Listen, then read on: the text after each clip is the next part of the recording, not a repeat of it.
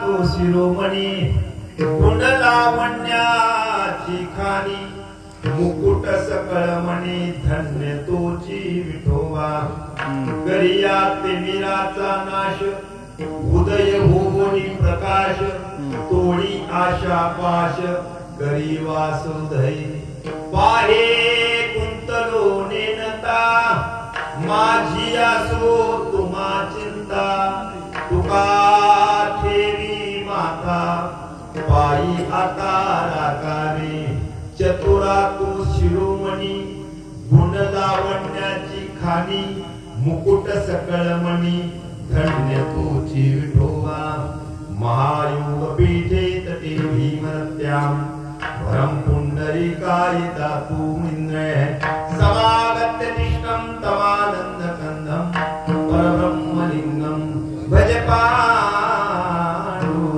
पांडुरंगा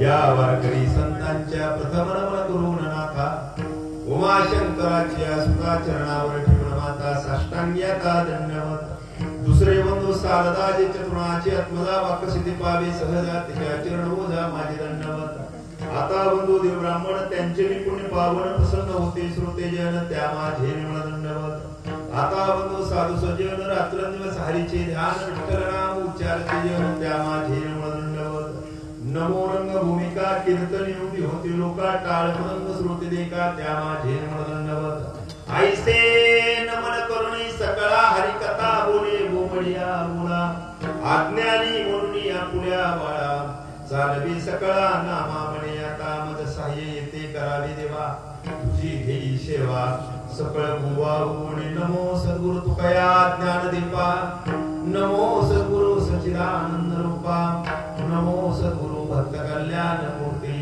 नमो सद्गुरु भास्कराय पूर्ण कीर्ती येव येव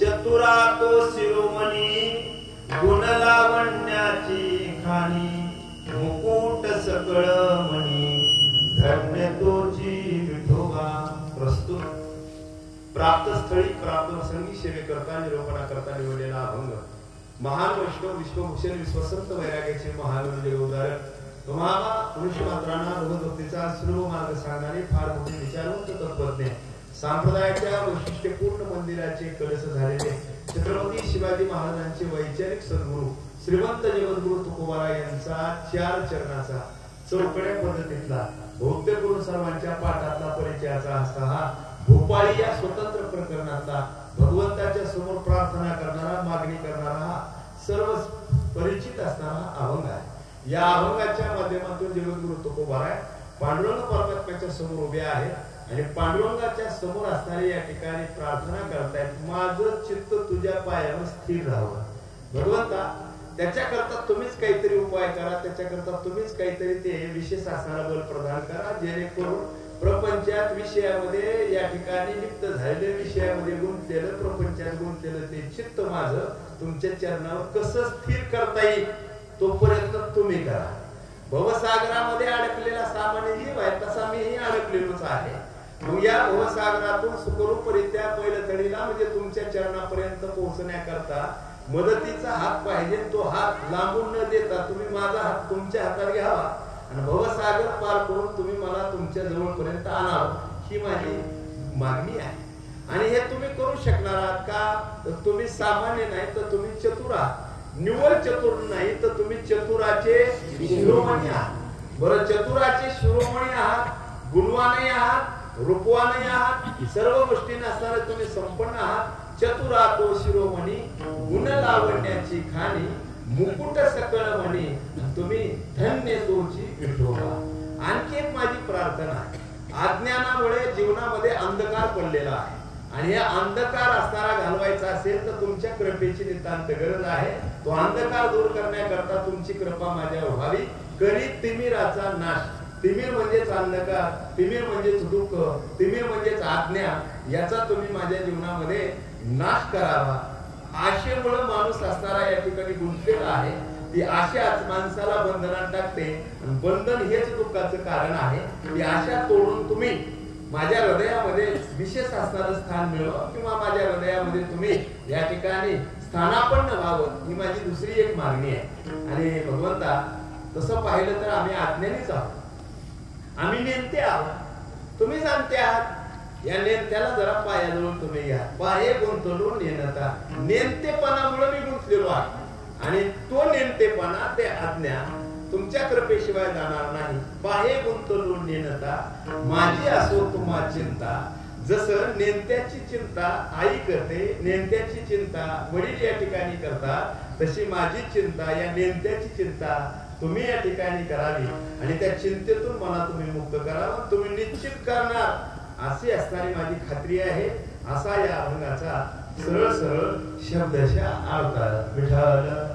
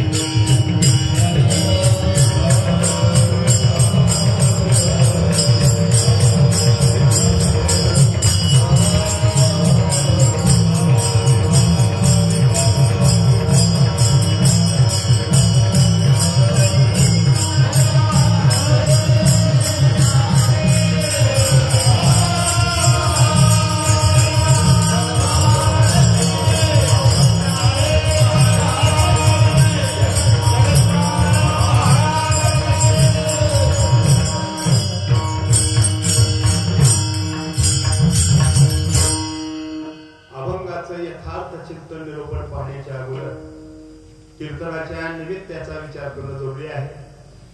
मौजे श्री क्षेत्र गोकुळवाडी या नगरीमध्ये गोकुळवाडी देवस्थान यात्रा महोत्सव आणि त्या निमित्तानं संपन्न होत असलेला हा भव्य आणि दिव्य स्वरूपातला अखंड हरिनाम सप्ताह, या सप्ताहाचं हे 20वे वर्ष आहे आणि 20वा असणारा हा वर्धापन दिन थोर मोठ्या असणाऱ्या महात्म्यांच्या कृपाशीर्वादाने, गुरुवर्यांच्या कृपाशीर्वादाने, ग्रामस्थ मंडळी भक्त परिवाराच्या विशेष सहकार्याने, पंचक्रोशीतील नामवंत असणारी गायनाचार्य मंडळी, मृदंगाचार्य मंडळी, तसेच प्रवचनकार मंडळी, महाराज मंडळी यांच्या उपस्थितीमध्ये सहकार्याने संपन्न होत असलेला हा सप्ताह आणि या सप्ताहातील आजची ही जागराची किंवा उपांत्य अशी ही कीर्तनाची सेवा समस्त ग्रामस्थ मंडळीच्या वतीने संयोजक मंडळीच्या माध्यमातून माझ्याकडे प्राप्त झालेली आहे. मुनिजनांच्या दर्शनाचा आणि तुम्हा भावी भक्तांच्या असणाऱ्या दर्शनाचा योग माझ्या जीवनामध्ये घडून आलेला आहे. जागराची सेवा, उपांत्य सेवा, काल्याच्या अगोदरची सेवा म्हणलं की भगवंताकडे केलेल्या सेवेचा मोबदला मागण्याचा हक्क तयार होत असतो. मागत असताना काय मागावं हे तुम्हा सर्वसामान्य मनुष्याला कळत नाही. कारण मागण्याचा विशेष असणारा या ठिकाणी ज्ञानाचा ठेवा तुमच्या आमच्याकडे नाही. मागावं कोण म्हणत नाही मागू नये, मागावं पण काय मागावं ऐका. मागावं असं मागावं की पुन्हा जीवनामध्ये मागण्याची गरज पडू नये असंच मागावं. आणि मला वाटतंय तेच अज्ञान आपल्याकडे आहे. आपण मागतो कारण प्रत्येकाचा एक वैशिष्ट्यपूर्ण स्वभाव आहे. जीवाचा स्वभाव वेगळा, देवाचा स्वभाव वेगळा आणि संतांचा स्वभाव वेगळा. जीवाचा काय स्वभाव, तुम्हा जीवाचा स्वभाव सारखं मागत राहणं हा स्वभाव आहे. संतांचा काय स्वभाव, काहीच न मागणं हा संतांचा स्वभाव आहे. आणि देवाचा काय स्वभाव, जे काहीच मागत नाही त्यांच्या मागे घ्या म्हणून लागणं हा देवाचा स्वभाव आहे. आणि असे असणारे प्रत्येकाचे वेगवेगळे भिन्न भिन्न स्वभाव आहे. जीवाचा स्वभाव हा मागणं आहे. जीव हा सातत्यानं काही ना काही मागत असतो. गेलं तरी मागतो, आलं तरी मागतो. प्राप्त झाल्यानंतरही त्याची परिपूर्णता किंवा त्याच्या अंतःकरणात ती आकांक्षा परिपूर्ण होत नाही. सातत्यानं ती वाढतच असते. मग मागत असताना कुणाच्या माध्यमातून किंवा कुणाला समोर ठेवून मागावं, मला संतांना समोर ठेवून मागावं.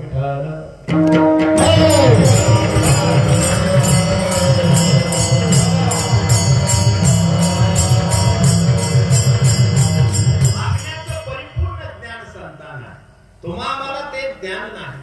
तुम्ही आम्ही मागतो परंतु तिथपर्यंत ती वस्तू प्राप्त झाली किंवा ती गोष्ट प्राप्त झाली की पुन्हा आणखी आशा आपल्या अंतःकरणामध्ये निर्माण होते. 10वी शिकणारा विद्यार्थी भगवंताच्या समोर उभा राहिला. पुजाऱ्याने सहज विचारलं त्या विद्यार्थ्याला, का रे बाबा दर्शना करता आला का काही मागण्या करता? तेव्हा त्या विद्यार्थ्यानं सांगितलं, महाराज रोज दर्शनाला येतो, आज त्या भगवंताकडे मी मागण्या करता आलो. म्हणले काय मागणार? म्हणले मागणार आहे. काय मागणार? त्यानं मागितलं, भगवंता मी अभ्यास केला, येणाऱ्या 10वीच्या बोर्डामध्ये मला चांगल्या मार्काने उत्तीर्ण होता यावं असं काहीतरी कृपा तुम्ही द्या. अशी कृपा करा मी चांगल्या मार्काने उत्तीर्ण होईल. पुजारी म्हणला पुन्हा मागशील ना? त्यावेळेस त्या विद्यार्थ्यानं सांगितलं, मी आयुष्यात पुन्हा मागणार नाही. एकदा मला 10वीत चांगले मार्क मिळाले की पुन्हा मागणार नाही. दर्शन घेईल, मागणार नाही. योग चांगला, आशीर्वाद मिळाला, अभ्यास केला, बोर्डाच्या 10वीच्या परीक्षेमध्ये 96% मार्क मिळाले. 2 वर्ष असे तसे गेले. पुन्हा तोच विद्यार्थी देवाच्या समोर पुजाऱ्यानं ओळखलं. अरे म्हणले दर्शन घेण्याकरता आला का मागण्याकरता? तो म्हणला, महाराज आता 10वीला विचारायला कोण म्हणून मागायला आलोय. काय 12वीच्या परीक्षेमध्ये चांगले मार्क भेटतात. योगायोगानं 12वीला भगवंताच्या कृपेनं आणि त्याने केलेल्या आशीर्वादाने 98% मिळाले. तो म्हणला आता आयुष्यात कधीच काही मागणार नाही देवाकडे. 2च महिन्यानंतर पुन्हा मंदिरात पुन्हा पुजाऱ्याने विचारला, अरे काही न मागणारा म्हणणारा तू लगेच कस काय आला? तेव्हा तो म्हणला, नुसत्या 12वीला आता काही अर्थ राहिलेला नाही. सीएटी किंवा नेट मध्ये चांगले मार्क पडायला का त्यावेळेस कोणती तरी साईड भेटत असते, म्हणून ते मार्क चांगले मिळावे याच्याकरता भगवंताचा आशीर्वाद घेण्याकरता आलेलो आहे. योग चांगला, सीएटीला चांगले मार्क पडले, इंजिनिअरिंग केली, डिप्लोमा डिग्री झाली, चांगली असणारी नोकरी मिळाली, पॅकेज 45 लाख रुपयाचं प्राप्त झालं. पुन्हा भगवंताच्या समोर पुजाऱ्यानं ओळखलं, इंजिनियर झाला. आता देवाकडे काय मागायला? तो म्हणला इंजिनियर झालोय 45 लाख रुपये पॅकेज आहे, इंजिनियर झालोय, 45 लाख रुपयाचं पॅकेज मिळालंय, पण किमान 35 लाख रुपये पॅकेजची एखादी एखादी मुलगी मिळावी, तो बायोडाटा यावा 35 लाख रुपये असणाऱ्या मिळवणाऱ्या मुलीचा, म्हणून भगवंताकडे मागाय आलोय. कृपा भगवंताची झाली, सोयऱ्याने सोयरी काढली, 35 लाख रुपये पगाराची असणारी मुलगी त्याला पत्नी म्हणून मिळाली. प्रपंच आनंदात चाललाय. त्याचे 45 लाख, मुलीचे पत्नीचे 35 लाख, दोघांचे मिळून 90 लाख रुपये वर्षाकाठी घरात यायले. तुमदार बेंगलो घेतलाय, गाडी फॉर्च्युनर फिराय आहे, सगळ्या गोष्टी परिपूर्ण आहेत. 6 वर्षे गेले आणि पुन्हा मंदिरात जोडी, इंजिनियर जोडी समोर आलेली बघितल्याबरोबर त्या पुजाऱ्याने विचारलं, ओळखलं तुम्हाला? पुन्हा नाही मागा येणारे म्हणणारे तुम्ही सातत्यानं पुन्हा येतात, आता कशा करता आलात? त्यावेळी ते म्हणला, महाराज सगळं परिपूर्ण आहे, ईश्वरानं सगळं दिलंय. मला 45 लाख रुपये पगार आहे वर्षाकाठी, तिला 35 लाख रुपये पगार आहे, पण लग्नाला 6 वर्ष झालंय. ऍलोपॅथी केलं, होमिओपॅथी केलं, आयुर्वेदिक केलं, अक्युपंक्चर केलं, यांत्रिक मांत्रिक तांत्रिक, दगड धोंड, आसरा मसोबा, येडाई मसोबा, सगळं काही केलं. जामनगरला जाऊन आलो, मिरजची साखर खाल्ली, परभणीच्या गोळ्या घेतल्या, तरी काही पूस त्याची पिकना, मुलबाळ काही होईना. एवढीच मागणी करण्याकरता मी आलोय. शेवटी आता हे काकड्यापर्यंत जरी सांगत गेलो तर त्याची मागणी पूर्ण होणार नाही. सातत्यानं दिलं तरी तो परिपूर्ण आनंद घेणार नाही. आणखी त्याच्या अंतकरणामध्ये ती असूशा किंवा आणखी त्याच्या अंतकरणामध्ये ती अपेक्षा वाढतच जाणार आहे. मी फक्त उदाहरण सांगितलं, हे उदाहरण सगळ्याला लागू पडत आहे. आपल्याला काही जरी मिळालं तरी आपली मागणी पूर्ण होत नाही, आणखी इच्छा अंतकरणामध्ये तयार होते. म्हणून आपल्याला मागायचं ज्ञान नाही. मागायचं ज्ञान या जगाच्या पाठीवर फक्त एकाच वर्गाला आहे, आणि तो वर्ग म्हणजे संतांचा. विठ्ठल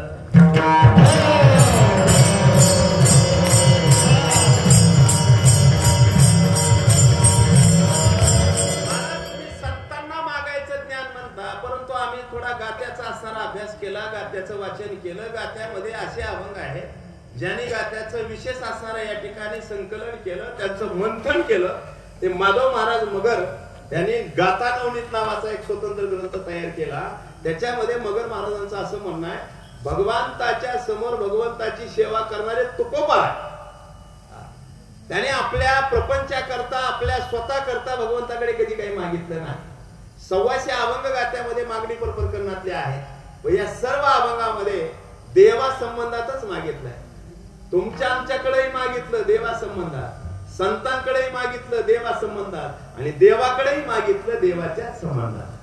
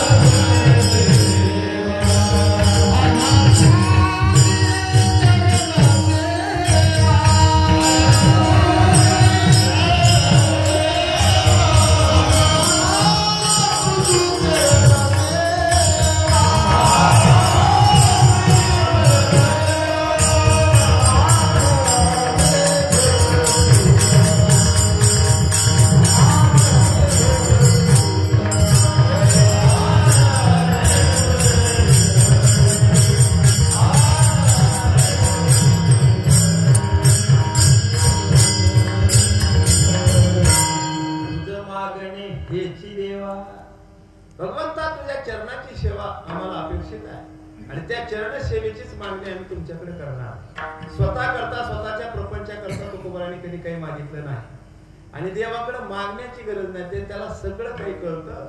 महाराज म्हणतात न सांगता तुम्हा कोण येते अंतर विश्वी विश्वांबर परिहारची. त्याला मागण्याची गरज नाही, त्याला सगळं काही कळतं. तो मागतो कोण? ऐका, 3 कारणामुळे माणूस मागतो पहा. पहिलं कारण स्वभाव, दुसरं कारण गरज आणि तिसरं कारण परंपरा. परंपरेमुळे माणूस मागतो, स्वभावामुळे माणूस मागतो आणि गरज पडली म्हणून मागतो. मागण्याच्या पाठीमागले मुख्य 3 कारण आहेत. गरजेशिवाय माणूस मागत नाही, गरज पडली की त्याला मागावं लागतं. आपण पाहतो 5 वर्षाला एकदा गरज पडते, बिचारे मागतात.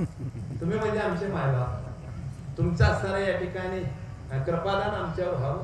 आमच्या अमुक अमुक चिन्हासमोर बटन तुम्हाला माहितीच आहे, ते तेवढं तुम्ही दाबावं आणि तुमचं अनमोल असणारं या ठिकाणी दान माझ्या पदरात टाकावं, जेणेकरून 5 वर्षे सेवा करण्याकरता मी तत्पर राहील. आतापर्यंत फक्त बल्ब बसवले, चालू झाले नाही, तो आता चालू करेल. नळ आला, पाणी आलं नाही, पण नळाला पाणी आहे. सगळ्या सुख सुविधा मी तुम्हाला पोहोचती करेन किंवा त्याची पूर्तता मी करेन. तुमच्या सेवेकरता मी तत्पर राहील. फक्त तुम्ही एक करा, तेवढं दान तुमचं जे आहे ते माझ्या पदरामध्ये टाका. हे मागणं आहे, पण हे मागणं कसं आहे? गरजेपोटीचं मागणं आहे. परंपरा मागण्याची नाही त्या विचारायची, त्याचा स्वभावही मागण्याचा नाही. गडगंज संपन्न तो व्यक्ती असतो, पण गरजेपोटी त्याला मागावं लागतं पहा. किंवा पेरणी चालू आहे, मालक असणारा बांधवर उभा आहे आणि गडी नौकर धावतच मालकाकडे आला. मालक बी संपलंय. तो मालक म्हणला मग मी काय करू? कारण वाडवडिलाची जमीन आहे, फक्त सांभाळण्याचं काम मला कळत आहे, बाकी मला याच्यातलं काही कळत नाही. नाही म्हणले, आबाळ भरून आलाय, दिवस मावळतीला गेलाय, मृग नक्षत्राचा शेवट आहे, इकडलं एवढं थोडंच पेरायचं राहिलंय, पुढे 25 एकर त्या भागातलं पेरायचं शिल्लक आहे. एवढंच पेरण्याकरता उद्या सगळा बारदाना घेऊन येणं शक्य नाही आणि बी तर संपलंय. म्हणले किती लागेल बी? म्हणले 15 किलो लागेल. आता गावातून आणावं का? म्हणले गावातून आणणं शक्य नाही, पांढर रस्ता चिखल झालाय, मोटरसायकल चलत नाही, बरं वेळ निघून जाईल. मग तो म्हणला मी काय करू सांग. त्यावेळी त्या नोकरानं सांगितलं, मला की एक काम करा, शेजाऱ्याकडे पेरणी चालू आहे आणि शेजाऱ्याकडे बीज शिल्लक आहे, तुम्ही त्यांच्याकडे जाऊन मागा. तो म्हणला आयुष्यात मी कुणाच्या समोर हात पसरला नाही आणि त्यानं जर नकार दिला तर माझा इगो दुखावत आणि त्यानं नकार दिला तर माझा स्वाभिमान त्याचं कुठंतरी ठेच पोहोचल्यासारखं होईल, मला ते सहन होणार नाही अपमान. तो गडी हुशार होता, नौकर हुशार होता. तो म्हणला मालक, गरज पडली की माणसानं मागावं लागतंय आणि ते मागणी पूर्ण करून जर घ्यायची असेल तर मागण्याची थोडा पद्धतही बदलावी लागते. म्हणजे कसं मागावं?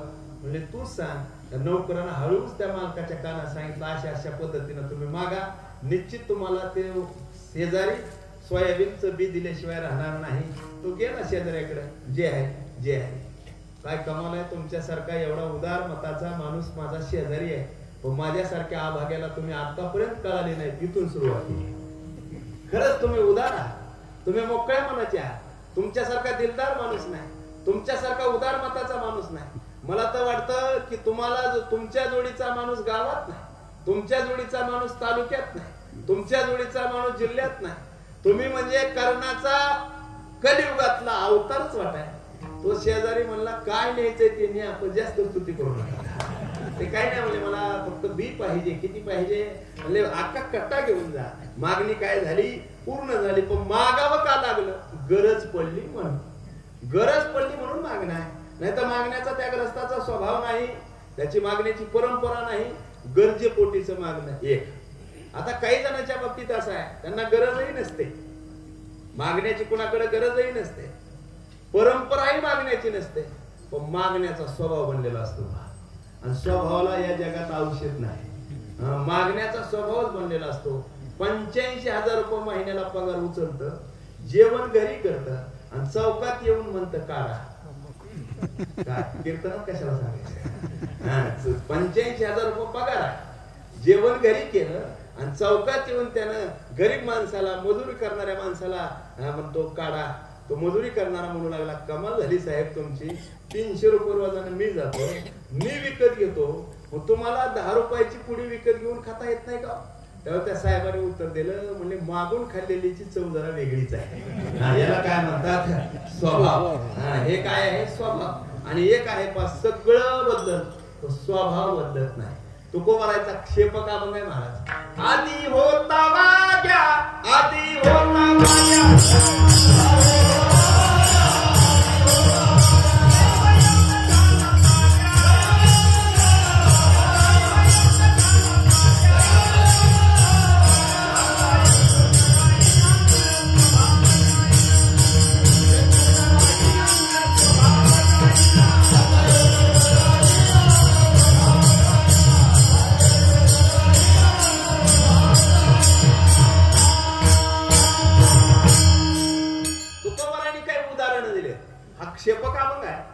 आधी होता वाग्या दैव योगे झाला पाग्या, त्याचा येळकोट राहीना, मूळ स्वभाव जाईना. उदाहरण दुसरे एक दिले तुकोबाराने. आधी होती दासी, पटराणी केली तिसी, तिचे हिंडणे मुंडणे राहीना आणि मूळ स्वभाव जाईना. राजाची दृष्टी भिकारणीवर पडली. आता राजाची दृष्टी आहे, राजाचे असणारे पारक आहे. राजा प्रधानाला म्हणला, प्रधानजी ती भिकारी नाही ना ती मुलगी, हो तिला राजवाड्यात घेऊन या. राजाचा आदेश त्या भिकारणीला राजवाड्यात आणलं. थाटामाटामध्ये प्रसादानाचे साधन दिले, पैठणी नेसण्याकरता दिले, दिव्य सोन्याचे अलंकार लिहिण्याकरता दिले. 2 तासामध्ये ती भिकारणीची मुलगी सजून तयार होऊन बाहेर आली. प्रधानानं पाहिलं भिकारणीची मुलगी आणि दागदागिने अंगावर घातले, पैठणी घातल्याबरोबर काय दिसू लागली. प्रधानजी म्हणले, राजेसाहेब खरंच तुम्हाला मानावं लागेल, काय तुमची पारख आहे, काय तुमची दृष्टी आहे, काय तुमची नजर आहे. खरंच उकिरड्यातून हिरा हुडकावा तसा तुम्ही शोधलाय. आता त्या मुलीबद्दल तुम्हाला काय अपेक्षा आहे? काय नाही म्हणले, इकडलं तिकडलं सोयरी की ना, आता हिच्यासोबतच लग्न. राजानं लग्न कुणासोबत केलं? त्या भिकारिणी सोबत केलं. ऐका, तुकाराम महाराजांचं उदाहरण आहे. भिकारिणी सोबत लग्न केलं. ती भिकारी कोण झाली? राणी झाली. राणी झालेली भिकारी. तिचा स्वभाव तिनं टाकून द्यायला पाहिजे. महाराज म्हणतात तिनं तिचा स्वभाव नाही टाकून दिला. 5-6 महिने झालं लग्नाला, प्रपंचाला 5-6 महिने झाला. हळदी कुंकाचा कार्यक्रम एक ठिकाणी सगळ्यांना आमंत्रित केलंय. तसं त्या राणीलाही आमंत्रित केलं. राणी तिथं आली. सगळ्या महिलांचा गलका झाला आणि त्या सगळ्या महिलांनी एक आवाजात सांगायला सुरुवात केली, ओ राणी साहेब नाव घ्या, नाव घ्या, नाव घ्या, नाव घ्या. मग त्या राणीनं नाव घेतलं. दुधात दूध गाईचं, गाईच्या दुधावर आली जाडसाय. किती दिवस झाले की राजा उपाशी आहे, शिळी तरी भाकर वाढ माय दाखवला स्वभाव. म्हणजे राणी झाली तरी तिनं तिचा स्वभाव सोडला नाही. महाराज म्हणतात हा स्वभावाचा गुण आहे. गरज नाही परंतु स्वभाव मागाय भाग पाडतो. तसं काही मागण्याचा काय काही जणांचा स्वभावे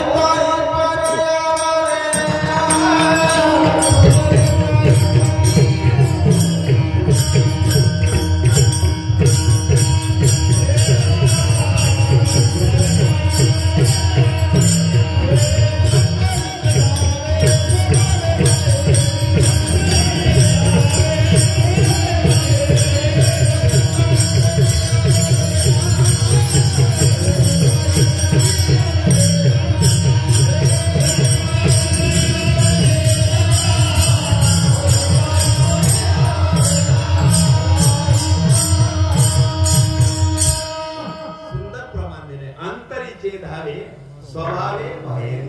अंतःकरणात जो या ठिकाणी भाव आहे, अंतःकरणातला जो विचार आहे तो विचार स्वभावानं काय होतो, बाहेर पडत असतो.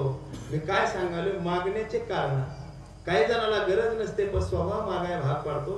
काही जणांचा मागण्याचा स्वभावही नसतो. ऐका मायबाप, मागण्याच करता गरजही त्यांच्याकडे नसते पण तरी त्यांना मागावं लागतं. का? परंपरा आडवी येते. परंपरा सांभाळण्याकरता त्यांना मागावं लागतं. अवधूत दत्तात्रयांची सेवा करणारे जे दत्त भक्त आहेत ते गाणगापूरला गेले आणि 12:30ची आरती झाली की 5 घरी का होईना भिक्षा काय करतात, मागतात. गोडगंज संपन्न असतात ते व्यक्ती. गरजही नाही त्यांना मागण्याची, त्यांचा स्वभावही मागण्याचा नाही पण परंपरा आहे तिथं मागण्याची, म्हणून त्यांना भिक्षा काय करायला लागते, मागावी लागते. नवरात्रामध्ये देवीचे जे उपासक आहे 5 घरी का होईना जोगवा काय करतात, मागतात. जे खंडोबाचे असणारे या ठिकाणी वारू मंडळ आहे, जे खंडोबाचे भक्त मंडळ आहेत ते 5 घरी का होईना वारी काय करत असतात, मागत असतात. ही परंपरा त्यांना मागण्याकरता भाग पडते. आता इथं तुकोबाराय देवाच्या समोर मागायले. परंपरेमुळे मागायले का स्वभाव आहे म्हणून मागायले का गरज पडली म्हणून मागायले, याचा धावता विचार करायचा आहे. महाराजांचा मुळामध्ये स्वभाव मागण्याचा नाही. महाराज म्हणतात हात पसरी जिने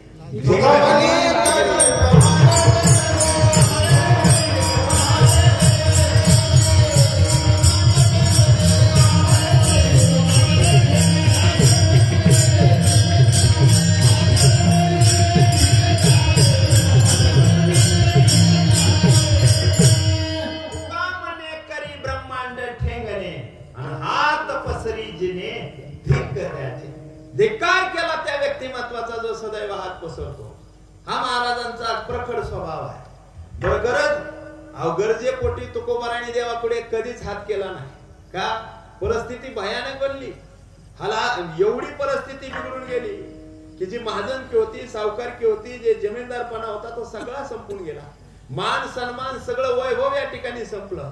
स्थावर जंगम मालमत्ता या ठिकाणी संपून गेली. लोकांचे सारे घाण खत होते ते घाण खत इंद्राने बरोबरून टाकले. ज्याच्या त्याच्या जमिनी ज्याच्या त्याला परत केल्या. भगवंताला वाटलं परिस्थिती नाजूक झाल्यानंतर तरी तुकोबाराय काहीतरी मागतील, गरज पडल्यानंतर तरी काहीतरी मागतील. उलट देवाला तुकोबारा म्हणता, देवा तुझे धन्यवाद म्हणावे तेवढे थोडे. का? बरे झाले देवा निघाले दिवाळे, बरे या दुष्काळे बरं झालं म्हणजे 3 वर्षाचा तू लगट दुष्काळ केला. आणि 3 वर्षाचा दुष्काळ लगट पडल्यामुळं मला भंडाऱ्या डोंगरावर भजन करण्याकरता जास्त वेळ मिळू लागला. हे फार चांगलं केलं. दुष्काळ पडला आणि दिवाळी निघालं तरी तुकाराम महाराज काय म्हणाले? बरं झालं. आता आम्ही महाराज मंडळी पाठ करू करू म्हणालो बरे झाले देवा निघाले दिवाळी. इमानदारीने सांगतो स्वतःच दिवाळी निघाल्यास बरं वाटत नाही, आम्हाला शेजाऱ्याचं निघाल्यास बरं वाटतंय. हा त्यांच्या आमच्या भूमिकेतला काय आहे फरक आहे. तुकोबारायांना गरज पडली तरी तुकोबारांनी प्रपंचाकरता देवाकडे काही मागितलं नाही. आता तिसरं कारण परंपरा सांभाळण्याकरता मागितलं का? महाराजांची परंपरा तर मागण्याची नाहीच.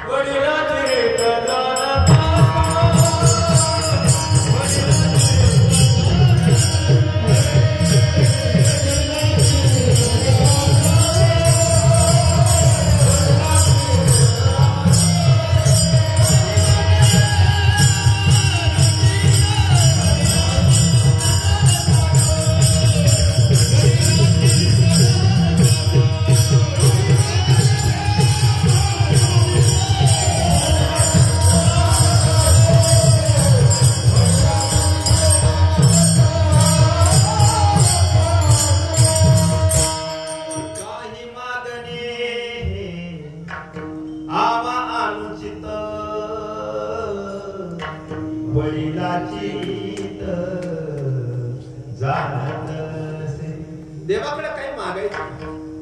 हा वाडवडिलाचा दंड काय? सेवा करायची, भक्ती करायची, वारी करायची, भजन पूजन नामस्मरण कीर्तन अन्नदान करायचं. पण केलेल्या भक्तीच्या मोबदल्यात देवाकडे काहीच मागायचं नाही असा दंड कुणाचा आहे? वाडवडिलाचा आहे. कारण तुकोबारायांचे वडील ज्यावेळेस तुकोबारायची असणारी माता कनकाई तुकोबारायांच्या जन्माच्या अगोदरचा प्रसंग आहे. कारण तो प्रसंग सांगणं मला योग्य वाटतंय. कारण आज महत्वाची तिथी आहे. आजची तिथी फार महत्वाची आहे. आज वसंत पंचमी आहे. याच तिथीला जगद्गुरु तुकोबारायचा या भूतलावर अवतार झाला. अवतार दिन तुकोबारायचा आज आहे म्हणून ही वसंत पंचमी महत्वाची आहे. दुसरा या तिथीचं विशेषत्व हे आहे भगवान परमात्म्याचा आणि रुक्मिणी आई साहेबांचा याच तिथीला आज विवाह संपन्न झाला. म्हणजे 2 असणाऱ्या कारणाने ही तिथी उज्ज्वल आहे, विशेष आहे. आजच्या तिथीचं हे औचित्य आहे. पांडुरंग परमात्म्याच्या समोर ज्यावेळेस हे दाम्पत्य गेलंय भोलोबा महाराज आणि कनकाई, परंपरा सांगलोय, परंपरा तुकोबारायची. तुकोबारायचा जन्म नाही आणि गाभाऱ्याच्या समोर गेल्याबरोबर भोलोबा महाराजांना, भोलोबा देहूकरांना पाहिल्याबरोबर पांडुरंग परमात्म्याने मान खाली घातली. कनकाईनं ते दृश्य पाहिलं. तिला नवर वाटलं. आपल्या मालकाला बघितलं की जगाच्या मालकानं मान थोडी झुकवली आहे. कनकाईनं तिथंच विचारलं मालक का हो तुम्हाला पाहिले की देवानं मान खाली का घातली? त्यावेळेस भोलोबा महाराज म्हणतात कनकाई आमच्या परंपरेने केलेल्या भक्तीच्या ऋणाचं ओझं देवाच्या मस्तकावर आहे. आम्ही फक्त देवाचं दर्शन वारी भजन पूजन करतो, त्याच्या मोबदल्यात काही मागत नाही. त्याच्यामुळं ऋणाचं ओझं देवाच्या मस्तकावर आहे. आम्हाला पाहिले की देव आपली मान खाली घालतो. आणि तुम्हाला सांगून ठेवतो पहिल्यांदाच तुम्ही माझ्यासोबत आलेले आहात. देवाकडे काही मागायचं नाही. आपल्या पत्नीला सांगितलं. ठीक आहे. बोलोबा महाराज पुढे गेले, दर्शन घेतलं, बाहेर आले. आता सारखी गर्दी नाही, निवांत दर्शन. मस्तक टेकेपर्यंत आपण बाहेर कधी जातो कळत नाही, धक्काच तसा आहे. पण तिथं निवांत दर्शन. बोलोबा महाराज बाहेर आले आणि कणकाई पुढे आल्या. कणकाईला पाहिल्याबरोबर जगाचा मायबाप पांडुरंग परमात्म्याचं हृदय भरून आलं. देहूकराची सून आहे. देहूकर मंडळी काही मागत नाही, पण त्यांची सून इथं आली आहे. या सुनाला तरी मागण्याकरता थोडं प्रोत्साहित करावं म्हणून भगवंताने केलेली युक्ती आहे. भगवंत बोलू लागले कणकाईला, कणकाई काही मागायचं असेल तर मागून घ्या. कणकाई इकडं तिकडं पाहू लागली. आवाज कुठून येतोय? मूर्तीतून आवाज येतोय. मी बोलतोय, मी पांडुरंग, मी बोलतोय विठोबा, काय मागायचं तर मागून घ्या. कणकाईला काहीच कळेना. मागावं तर पती आज्ञा उल्लंघन केल्याचा दोष आहे, आणि काही न मागावं तर जगाच्या मायबापाची प्रतिष्ठा आहे. योगी जपी तपी संन्यासी यांच्या स्वप्नात न येणारा हा परमात्मा आज आपल्याला प्रत्यक्ष बोलून मागा म्हणतोय. नाही मागावं तर प्रतिष्ठेला बाधा आहे, आणि मागावं तर पती आज्ञा उल्लंघन केल्याचा दोष आहे. अगदी महाराज संकटात त्या कणकाई सापडल्या, पण ती कणकाई आहे जिच्या उदरी जगद्गुरु तुकोबाराय अवताराला येणार आहे. ती स्त्री सामान्य नाही, ती विशेष आहे. तिथे एक बुद्धी तिला निर्माण झाली. त्या कणकाईने विचार केला, मुखानं मागितलं तर पती आज्ञा उल्लंघन केल्याचा दोष आहे. मुखानं मागायचं नाही, अंतकरणात फक्त मागणी व्यक्त करायची आहे. अंतकरणात मागणी व्यक्त केली. देवा, सात्विक वृत्तीचा, जगत कल्याणाकरता देह झिजवणारा आणि हीच परंपरा अखंड चालवणारा एक पुत्र मला तू द्यावा, एवढीच माझी इच्छा आहे. महाराज भगवंत संतुष्ट झाले. दुसरा दिवस एकादशीचा. पुन्हा हे दाम्पत्य देवाच्या समोर आलं. आज मात्र देवानं थोडी दृष्टी बोलोबा महाराजांच्या दृष्टीला लावली.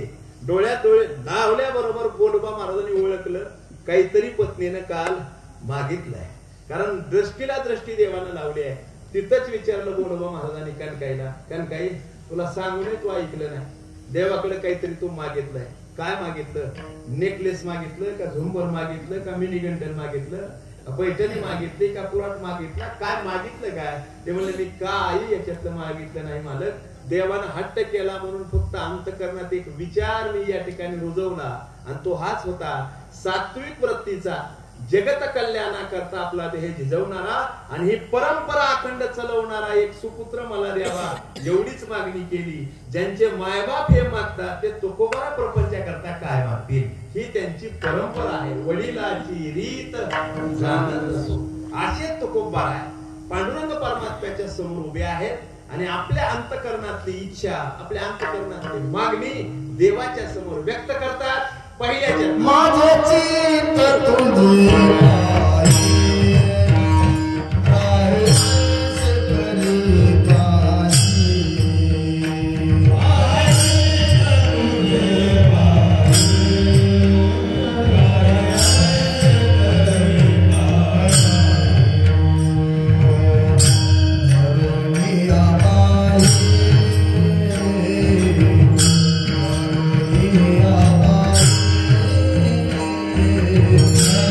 Yeah.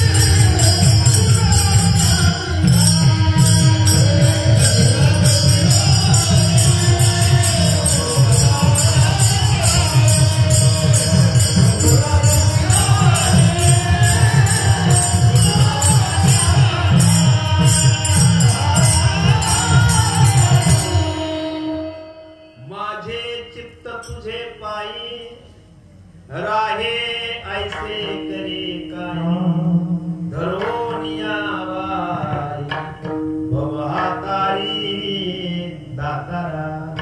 हे भगवंता माझं चित्त तुझ्या पायाजवळ स्थिर राहा. कारण सगळ्यात चंचल जर काय असेल तर ते चित्त आहे. चित्त एवढं चंचल आहे, एवढं चंचल आहे, एवढं चंचल आहे, कुठं जागेवर स्थिर राहत नाही. त्याचं कामच आहे पहा, आपणाला घरून काढतं. चला कीर्तना. कोण? चित्त. आपलं चित्त म्हणतं चला कीर्तना, चला कीर्तना, चला कीर्तना, चला कीर्तनाला म्हणून देहाला या ठिकाणी घेऊन येतं मंडपामध्ये बसवतं आणि ते पुन्हा फिरायला. कोण? चित्त. इथं थांबत, इथून बाहेर जातं, पुन्हा बाहेरून येतं, कीर्तन कुठपर्यंत आलं. बरं इथं थांबल्या हे मोबाईल काढायला होतं, मोबाईल मध्ये क्रिकेट बघायला होतं, काय चित्तच बघायला होतं. मोबाईल मध्ये व्हॉट्सअपवर कमेंट करायला होतं, मोबाईल मध्ये फेसबुकवर जायला होतं. हे सगळं काम कोण करायला होतंय? चित्त करायला होतंय. सगळ्यात चंचल जर काय असेल तर म्हणणं चित्त आहे. एवढं चंचल आहे, एवढं चंचल आहे. काही जे प्राणी आहे, एका सुभाषितकाराचं असं म्हणणं आहे की सगळ्यात चंचल प्राणी माकड आहे. माकड कसं आहे? चंचल. अगोदर चंचल माकड, त्या माकडानं थोडीशी घेतली, त्या माकडानं थोडीशी घेतली, मग ती घेतल्यानंतर आणखी चंचलपणा वाढला. अगोदरच चंचल, त्याच्यात घेतलेली चंचलपणा वाढला. बरं ते घेतल्यानंतर पुन्हा अचानकच त्याला विंचवानं नांगी मारली. नांगीचा फटका बसल्या, पुन्हा तो जास्तच उड्या मारायला. बरं नांगीचा फटका दिला तोपर्यंत त्याला वडावरच्या भूतानं झडप घातली आणि भूतानही झपाटलं. सुभाषितकाराचं म्हणणं असं आहे ते माकड किती चंचल झाला असं, पण त्या माकडापेक्षा कितीतरी पटीनं आपलं चित्त असणार या ठिकाणी चंचल.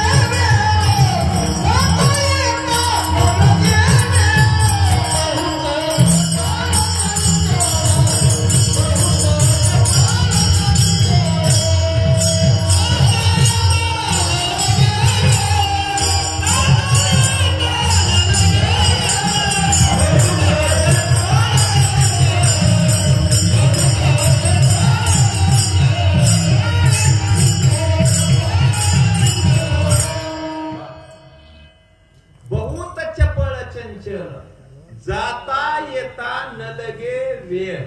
जाण्याकरताही वेळ नाही आणि परत येण्याकरताही वेळ नाही.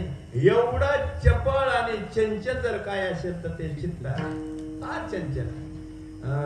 कालच बर्दापूर आमच्या गावाजवळ आहे, मोठं गाव आहे. ती एक भगिनी कीर्तनामध्ये समोर येऊन बसायची.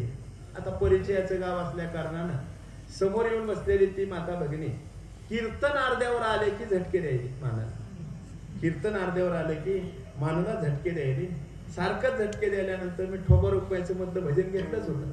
कीर्तनकाराने किंवा बसल्याने बोलू नये कीर्तनामध्ये, त्याला असणारा दोष आहे. परंतु ठोबा रुपयाचं भजन झालं होतं, जास्त त्या झटके द्यायल्यामुळे मी त्यांना सहज विचारलं, ताई साहेब झटके का देता? गडबडीत महाराज आले, कुलूप लावलं पण झटका द्यायचा विसरला. मला इथं काय होईल म्हणजे चित्त तिथं चाललंय आणि झटके द्यायला, चित्त कुलपाजवळ चाललंय आणि झटके द्यायला, ते त्याच्यामुळे माझी मान हलायली. दुसऱ्या दिवशी योगावून कीर्तन माझंच. आणि मी अगोदर त्या अक्काला सांगितलं, ताईला सांगितलं, ताई आज येताना चांगलं कुलूप बघितलं? हो म्हणजे 2-3दा उडून बघितलंय, झटका मारून बघितलाय, आज काही चित्त जाणार नाही. अर्ध्यामध्ये कीर्तन आलं आणि पुन्हा तोच असणारा प्रयत्न सुरू झाला. पुन्हा सारखं जरा चेहऱ्यावरचा हावभाव बदललेला दिसला, काहीतरी अंतकरणामध्ये विचार, चित्त जागेवर नाही हे जाणवलं. मी ठोबा रुक्माईचं भजन घेतलं, पुन्हा विचारलं, ताई साहेब आजही तुमचं चित्त जागेवर नाही. कीर्तनातलं सुरुवातीलाच तुम्ही म्हणलात की 2दा कुलूप ओढून बघितलंय, मग चित्त गेलं कुठं? त्यावेळेस त्या ताईने सांगितलं, महाराज कुलूप 2दा ओढून बघितलं हो, परंतु कडी लावून कुलूप लावलंय का बिगर कडीचं लावलंय हे पाहायला गेलंय.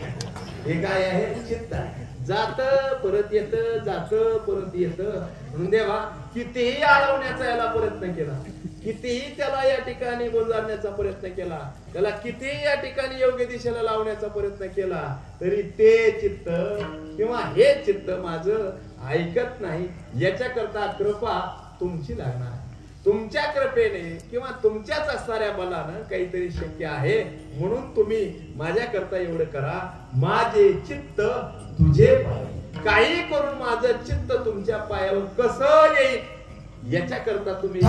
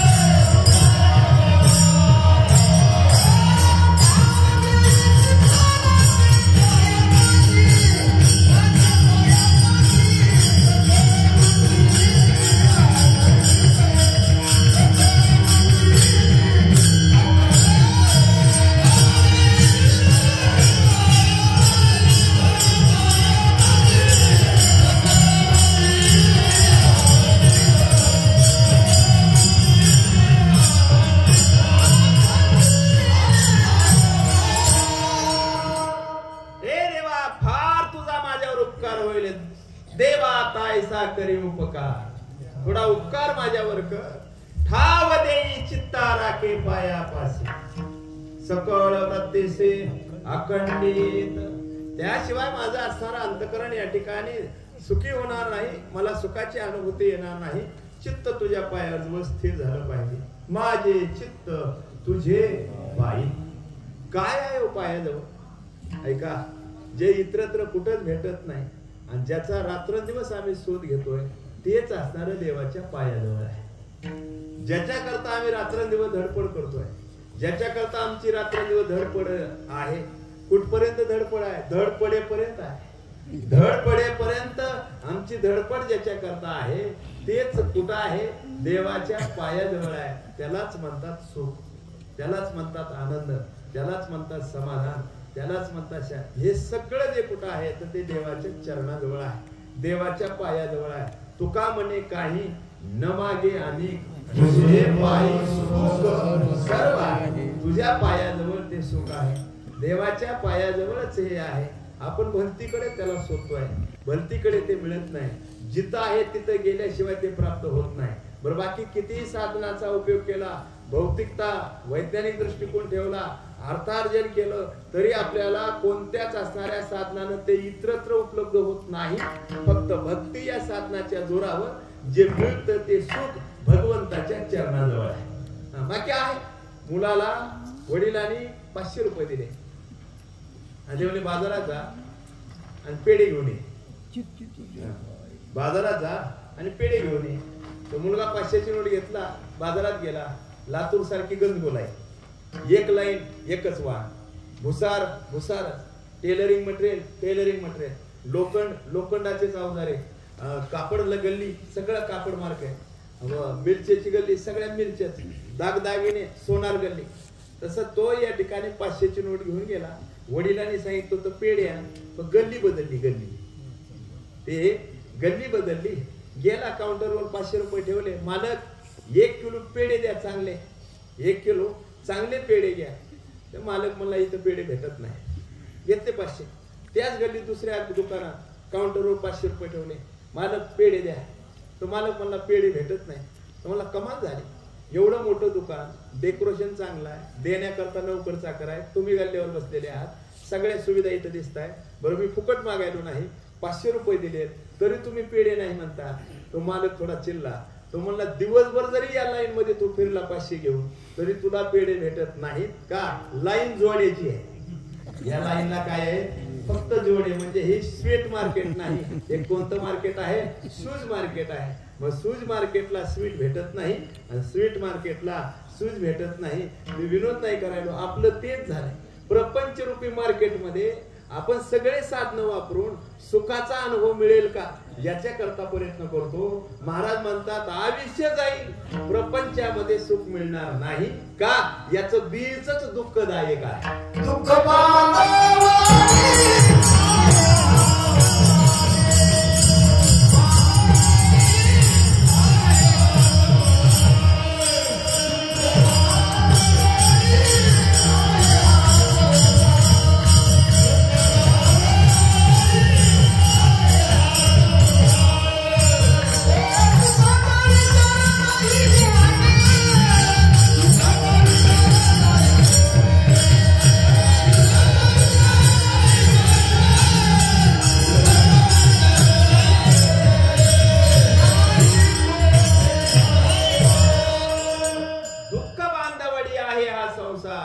आणि सुखाचा विचार नाही कोठे. हे सुख या प्रपंचामध्ये नाही. हे सुख मिळवण्याचा प्रयत्न आमच्या पूर्वजांनी केला. महाराज म्हणतात सुख आम्हाला मिळालं नाही, याच्यामध्ये आयुष्याचे आयुष्य आमचं निघून गेलं. मृग नक्षत्र, ढगाचा गडगडाट सुरू आहे, विजेचा चमचमाट सुरू आहे आणि अचानक वीज चमकली. मोठा ढगाचा आवाज झाला आणि ढगाचा आवाज झाल्याबरोबर कुंपामध्ये दडून बसलेला एक ससा दचकला त्या आवाजाने. एवढा आवाज कशाचा झाला? ससा दचकला आणि त्यानं कुंपातून बाहेर उडी मारली आणि धावू लागला. धावणाऱ्या सश्याला त्या हरणानं विचारलं. हरिण म्हणू लागला, ससे दादा, अरे एवढं भयभीत व्हायला काय झालं? कुठं धावतोय? त्या सश्याला मराठी कमी हिंदी जास्त येत होतं. त्याने